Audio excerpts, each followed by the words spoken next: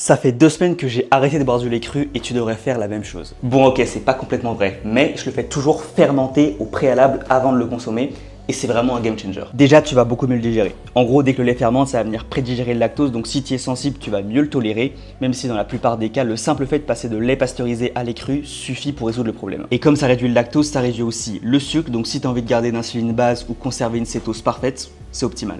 Deuxièmement, tout sera plus biodisponible. Les bactéries vont casser les protéines et rendre tous les minéraux plus assimilables, le calcium, le phosphore, la K2, etc. C'est un peu comme si tout était prédigéré, un peu comme la cuisson, sauf que cette fois-ci, tu auras encore les enzymes, les nutriments, et pour couronner le tout, tu auras des nouvelles bactéries à ajouter à ton Pokédex. Bon, tu l'as compris, c'est une masterclass, mais au niveau du goût et de la texture, c'est comment? Eh ben écoute, ça va dépendre de chacun, et moi la texture, je la trouve meilleure, c'est un peu comme un yaourt, tu vois.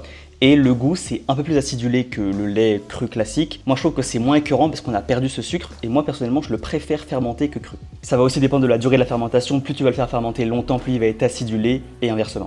Oh, c'est incroyable. Maintenant, comment le faire fermenter? Moi, ce que je te conseille, c'est de le faire sous atmosphère semi-contrôlée. En gros, tu vas remplir une bouteille en verre de lait cru. Pas au maximum parce que regarde, moi, je l'avais rempli juste ici et ça a monté jusqu'ici avec la fermentation. Et tu vas juste poser le bouchon dessus sans le fermer. Hop, et tu vas le laisser 24 à 48 heures dans une pièce plutôt chaude. Moi je suis à Bali, plus c'est chaud, plus ça risque de partir en couille, mais globalement, là je suis à Bali, il fait peut-être 30 degrés et ça fermente parfaitement bien. Moi je laisse fermenter ça 48 heures, je trouve ça parfait. Toi tu peux laisser autant de temps que tu veux. Et surtout, oublie pas de t'abonner si tu veux pas être un moldu.